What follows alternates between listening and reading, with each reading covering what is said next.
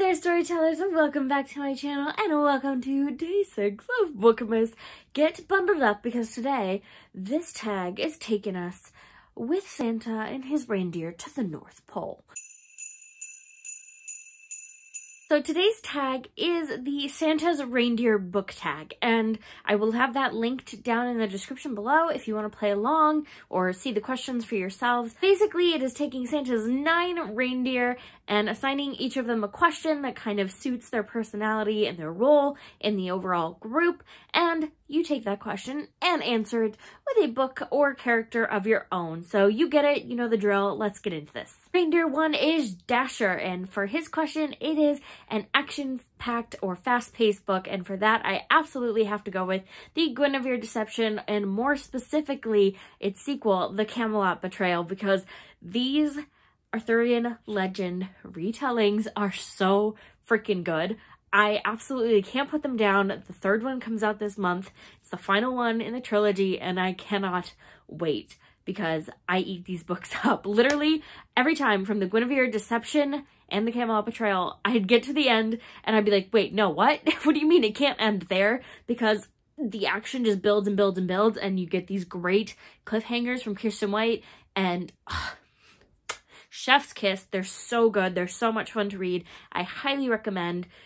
Definitely just go into them, like, not holding them up against any other Arthurian retellings you might know, because then it might ruin it for you. But if you just go into them, sort of accepting them as they are, I think they're really fun, and I think there's a really unique quality to them involving Guinevere. But I don't want to tell you because it's a lot more fun to read the novels and have that twist revealed to you as you go. So I highly recommend, but they're definitely very action-packed. Reindeer 2 is Dancer, and that is a passionate character. For that, I had to go with Kath Avery from Fangirl. Kath is a fangirl, and fangirls are known to be a passionate bunch. I myself am a fangirl, and I will not lie.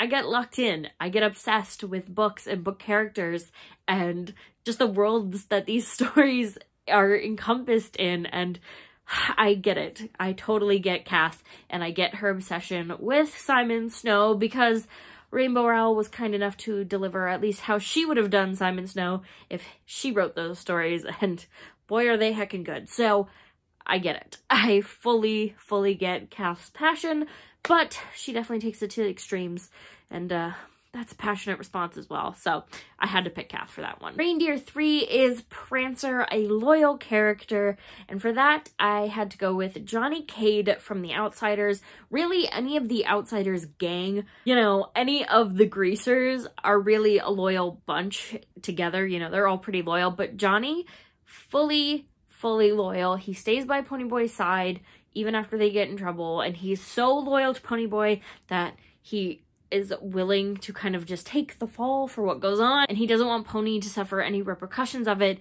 He's just so sweet and genuinely loyal to all of the gang. But like I said, any of the characters within the Greasers gang and the Outsiders could fit the bill because they're all super loyal to one another, and they're quite literally ride or dies. Reindeer 4 is Vixen, and for this question, it's a funny book, and this is not funny.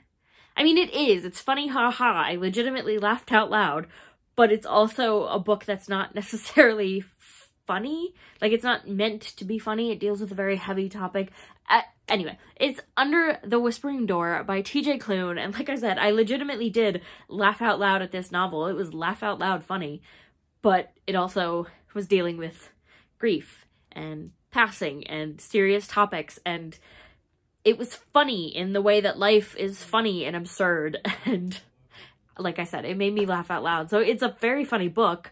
Whether or not it was intended to be as funny as it was, who can say except TJ Klune, but regardless, I laughed. Reindeer 5 is Comet, and this question is a widely adored but down-to-earth character, and for that, I absolutely had to go with Samwise Gamgee from The Lord of the Rings. I think we all know Sam is, I mean, he could have fit the Loyal Bill character as well, but I think truly Sam is widely adored. Everyone loves Sam. No one's I've ever talked to is like, ugh, Sam, I wish he wasn't part of this story. Everyone except that he's really what keeps Frodo on track. He's the reason they're all still standing at the end of the story. If it weren't for him, they wouldn't have gotten there because Frodo was losing it, man. He was losing it. But Sam is just so sweet, and he had his friends back, and I think everybody wildly adores Sam, including the people in the Lord of the Rings universe. But he's so down to earth. He's literally just a simple gardener, and that's how he thinks of himself. But it's almost sad sometimes that he just thinks of himself as such a simple gardener. You know what I mean? Like, he downplays himself. He's so much more than that, but it's also genuinely so refreshing that he just thinks of himself as a simple gardener. And it's like, I'm just Sam, guys. I'm just Sam. Reindeer 6 is Cupid, and the question is your favorite literary couple. And I think, off the top of my head, I have to go with Simon and Baz. I actually, now I'm rethinking it in the moment as I'm filming this video. I love Simon and Baz. I really, really do. But I think it's either between Simon and Baz or Diana and Matthew from the All Souls trilogy. Regardless, I love both couples. They both have a little bit of that one person who's a little bit more sunshiny and optimistic, and the other one's a little bit dark and broody. Can you tell I like that in my fictional couples? Basically, any fictional couple that has someone a little bit more optimistic and someone a little bit more broody and snarky with a whole lot of sass and sarcasm together thrown into the mix, they're my literary couples. But I think Simon and Baz or Diana and Matthew are the ones that I have to go with for that answer. It's between those two. Reindeer 7 is Donner, and this question is an authority figure. And look, don't come for me.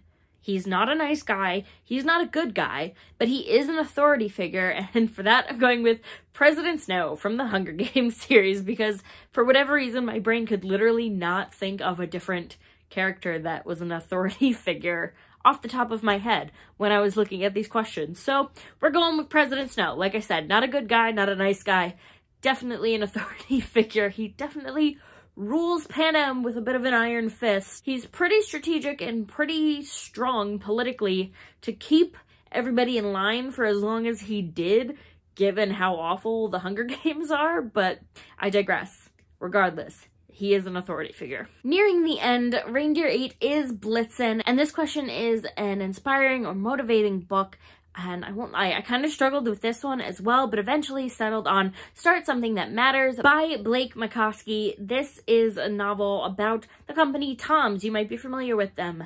The shoes. Actually, they do more than shoes, but they're sort of a sustainable plus charity plus kind of brand.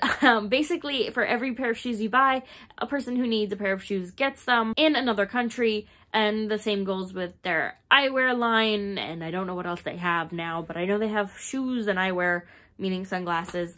It's a really good brand, it's really good quality stuff, but I really like this book because it's kind of part memoir, part how-to guide on how to start a project creatively that A, you can turn into a business maybe, but B, can serve a greater purpose than just consumerism.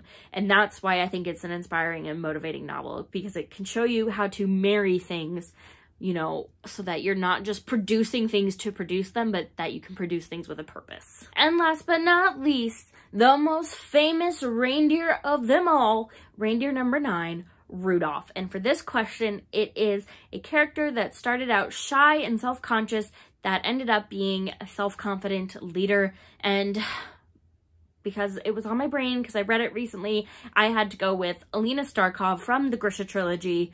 Alina starts out whiny and annoying, and don't get me wrong, I have complained about her plenty. She kind of stays whiny and annoying, but in terms of embracing her abilities as Grisha and her role in this world and what she needs to do to get it done, she turns it around. She starts out very unsure. She's like, I don't know what you're talking about. I know I displayed some power, but that's not me. That wasn't me, girl. And at the end of it, she's like, I'm the Sun Summoner, and I'm here to F your stuff up, Darkling. And I was about that shift in her character. That's when I started to like Alina a little bit more. So I felt, given her shift, she earned that spot on this tag, and that brings us to a close. Yes, I know, it's sad, but that is it for the Santa's Reindeer book tag. If you enjoyed this video, let me know by leaving a like down below.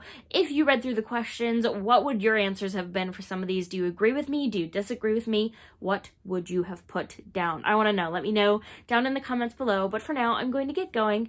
If you want to keep up with me and all of my bookish adventures, you can go ahead and click the subscribe button. And of course, I highly recommend that you ring the little bell so that you don't miss a beat, because it will notify you every time I post a new video, which, as I've been saying, in the month of December is going to be every single day for 25 whole days. So I'll see you guys tomorrow with a new one. Bye!